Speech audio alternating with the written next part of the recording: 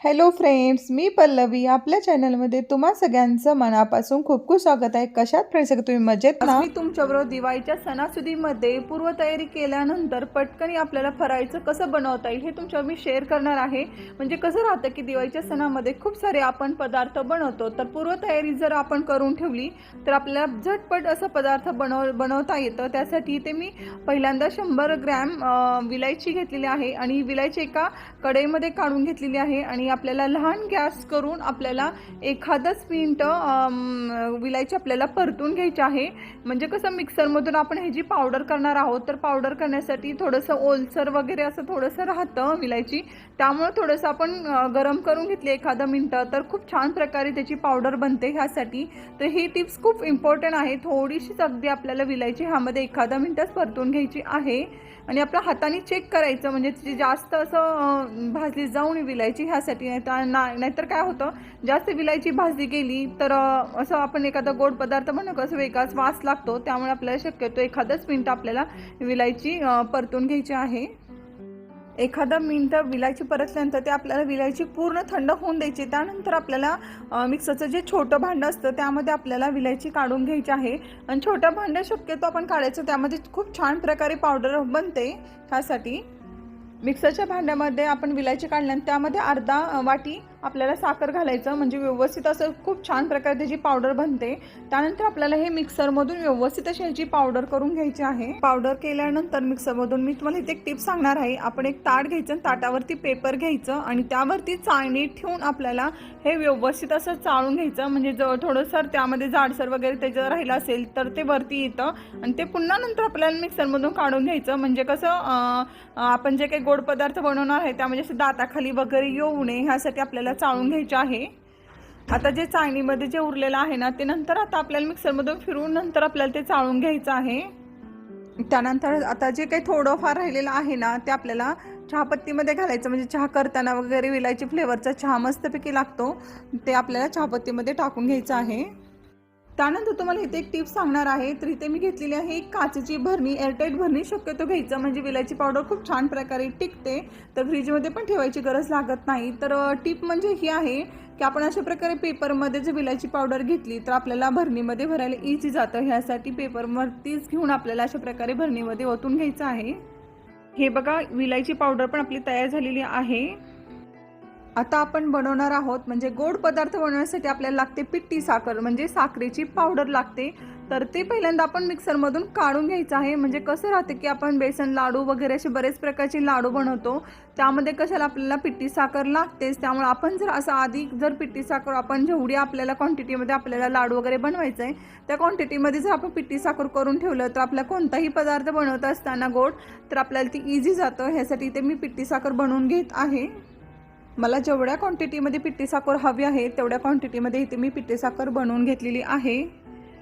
गोड पदार्थामध्ये कसं आपण ड्रायफ्रूट्स वगैरे घालतो, तसं करंजी वगैरे बनवत असताना ड्रायफ्रूट्स घालतो, तसं चिवड्यामध्ये पण घालतो आणि त्यामुळे मी ते ड्रायफ्रूट्स घेतलेले आहे. आता ड्रायफ्रूट्स आपल्याला खिसणीच्या साहाय्याने मी खिसून घेणार आहे. आणि असं ड्रायफ्रूट्स जर आपण आधी खिसून वगैरे ठेवलं तर एका डब्यामध्ये तर ते कसं राहतं की ते आपल्याला इझी जातं. म्हणजे प्रत्येक वेळेस आपण कोणताही गोड पदार्थ बनवत असताना काय होतं की चला ड्रायफ्रूट्स घ्या, खिसत बसा, कट करत बसा, फार वेळ जातो. तर आपण अशी पूर्वतयारी करून ठेवलं ना, खरंच सांगते खूप छान प्रकारे आपलं सगळं काही इझी पदार्थ बनतात आणि आपल्याला कंटाळा पण येत नाही, थकायला पण आपल्याला होत नाही. त्यामुळे असं प्रकारे तुम्ही तयारी करून ठेवायला हवी असं मला तरी पर्सनली वाटतं. खिसलेले ड्रायफ्रूट्स मी एका एअरटाईट भरणीमध्ये भरून घेत आहे. इथे मी 2 किलो शेंगदाणे घेतलेले आहेत आणि शेंगदाण्यावरती अगदी थोडंसं पाणी टाकून आपल्याला शेंगदाणे व्यवस्थित असं भाजून घ्यायचं आहे. कारण की ही टिप्स आहे माझ्या सासूबाईंनीच हे मला शिकवलेलं आहे की असे शेंगदाणे जर आपण पाणी थोडंसं टाकून भाजले तर खूप खमंग असे शेंगदाणे भाजले जातात. त्यामुळे मी तसं सेम करते त्या पद्धतीनेच. आता सुरुवातीला आपल्याला गॅस मोठा ठेवायचा आहे, त्यानंतर लहान गॅस करून आपल्याला शेंगदाणे भाजून घ्यायचे आहेत. कारण की 2 किलो शेंगदाणे का घेतलं तर आपल्याला आता दिवाळीला खूप सारे आपण हे बनवतो, चिवडे वगैरे बनवतो, तर त्यासाठी शेंगदाणे आपल्याला लागतात. त्यामुळे जास्त क्वांटिटीमध्ये शेंगदाणे घेतलेले आहेत. आणि शेंगदाणेला कसं सारखं हलवत बसायची गरज लागत नाही. तर इथे मी साईडला घेतलेले आहेत कांदे, कारण कांदा आपल्याला चिवड्याला वगैरे आमच्या इकडे आम्ही घालतो. तर तुमच्याकडे घालत असेल तर तुम्ही असे हुबा चिरून कांदा वगैरे हुबा चिरून जर ठेवला आणि उन्हाला वाळवून ठेवला तर आपल्याला चिवडा बनवताना खूप इझी जातं। त्यामुळे इथे मी कांदा वगैरे चिरून घेत आहे, कारण मला जेवढ्या क्वांटिटीमध्ये मला चिवडा बनवायचा आहे म्हणजे त्या हिशोबानेच मी ते 5 ते 6 कांदे घेतलेले आहेत आणि ते सगळे कांदे मी उभे चिरून घेणार आहे। आणि कांदा चिरत असताना अधूनमधून आपल्याला शेंगदाणे पण हलवायचं आहे, कारण की शेंगदाणे खाली करपू नये ह्यासाठी। आणि इथे मी सगळे कांदे आता उभे चिरून घेणार आहे। कांदा सगळा मी उभा चिरून घेतलेला आहे आणि आता आपल्याला कांद्याचे सगळं सेपरेट असे त्यांचे लेयर्स असतात ना, ते सेपरेट करून घ्यायचं आहे। आणि खरं सांगते, कांदा खरंच खूप म्हणजे खूप तिखट आहे आणि कोणी रडवू न रडवू दिवाळीच्या आनंदी सणामध्ये पण हा कांदा मात्र सगळ्यांना खूप रडवतो, कारण की दिवाळीमध्ये चिवड्यामध्ये आपण कांदा भरपूर प्रमाणात घालतो आणि खूप असं डोळ्यात पाणी खूप कसतरी होतो आणि खरं सांगते खूप त्रास होतो। आणि आपण फक्त दिवाळीलाच जास्त क्वांटिटीमध्ये एवढा कांदा चिरतो, अदरवाईज एखादा दुसरा आपण कांदा चिरतो। आणि खरं सांगते बघा, माझे डोळे वगैरे खूप हे झालेले आहेत। आता इथे शेंगदाणे वगैरे भाजून झालेले आहेत आणि तसंच मी कढईमध्ये थंड होईपर्यंत ठेवणार आहे आणि त्यानंतर मी एका स्टीलच्या भरणीमध्ये वगैरे भरून ठेवणार आहे। त्यानंतर दिवाळीच्या पूर्वतयारीमध्ये आपल्याला करायचं आहे चकलीची भाजण्याची तयारी। आणि चकलीच्या भाजण्याची रेसिपी खरं ह्यामध्ये मी शेअर करणार होते, पण खूप मोठा असा व्हिडिओ होईल, त्यामुळे मी इथं ह्या व्हिडिओमध्ये शेअर करत नाही। तर ह्याचा व्हिडिओ म्हणजे चकली भाजणीचं व्यवस्थित प्रमाण किती घ्यायचं, कसं करायचं, हे सगळं तुम्हाला उद्याच्या व्हिडिओमध्ये नक्कीच बघायला भेटेल। तर इथे मी सगळं काही भाजणीचं जे काय असतं ते सगळं इथे मी भाजून घेत आहे। आणि काय कसं प्रमाण घेतलं आहे, मी कसं केलेलं आहे, हे ॲक्च्युली माझी आईची आहे रेसिपी। आणि खूप वर्षानुवर्ष माझ्या आईची पण सासू, तिची आई पण तसेच करत होती, तीच पद्धत मी तुमच्यावर शेअर करणार आहे उद्याच्या व्हिडिओमध्ये। त्यामुळे फक्त इथे मी तुम्हाला थोडंसं दाखवत आहे की क्लिप, की ॲक्च्युली मी ह्यामध्ये शेअर करणार होते, तुम्हाला म्हणलंच, पण मी शेअर करत नाही आहे कारण व्हिडिओ मोठा होईल ह्यासाठी। आणि इथे चकलीच्या भाजीचं सगळं काही माझं भाजून झालेलं आहे आणि उद्याच्या व्हिडिओमध्ये नक्की तुम्ही बघा मी कशा प्रकारे प्रमाण घेतलेलं आहे ते। त्यानंतर पूर्वतयारी आपल्याला करायची आहे, ते म्हणजे जे काय असतं ते सगळं निवडून ठेवायचं आहे। आणि निवडत असताना तुम्हाला इथे एक टिप सांगते की सगळं काही असं खालीच करण्यापेक्षा एक न्यूजपेपरचं असं घ्यायचं आणि त्यानंतर आपल्याला जे काही निवडायचं आहे ते आपल्याला निवडून घ्यायचं आहे। तर इथे मी फुटाणे डाळे घेतलेले आहे, ते अर्धा किलोचं पॅकेट डीमार्टमधून आणले, तुम्ही पाहिलेलंच आहे। तर ते चाळणीमध्ये घेऊन व्यवस्थित असं ते चाळून घेणार आहे, म्हणजे जे काही घाण वगैरे धूळ वगैरे काही असेल तर ते निघून जाते, ह्यासाठी आपल्याला चाळून घ्यायचं आहे। तर इथे मी चाळून घेत आहे।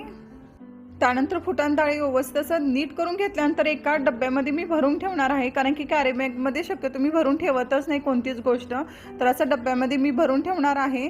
आणि त्यानंतर घेणार आहे मका पोहे। मका पोहे इथे मी 1 किलो घेतलेले आहेत आणि मका पोहे आपल्याला व्यवस्थित असं पहिल्यांदा चाळून घ्यायचं आणि त्यानंतर नीट करायचं ताटामध्ये घेऊन, कारण की कसं होतं की त्यामध्ये खडे वगैरे खूप राहतात, कधी कधी येतात खडे वगैरे, म्हणजे ह्यामध्ये पण 1-2 आलेले आहेत खडे वगैरे, त्यामुळे मी ताटात घेऊन व्यवस्थित असं ते नीट करणार आहे, म्हणजे आपल्या कसं तळत असताना वगैरे खडे जाऊ नये।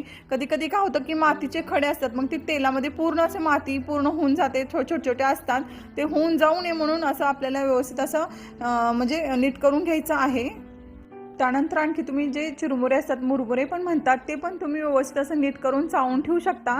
पण आमच्या इथे पुण्यामध्ये थोडंसं वातावरण जरा चेंज झालेलं आहे, मग म्हटलं ते खूप नंतर साधळून जाईल, त्यामुळे मी आता ते तर करणार नाही आहे।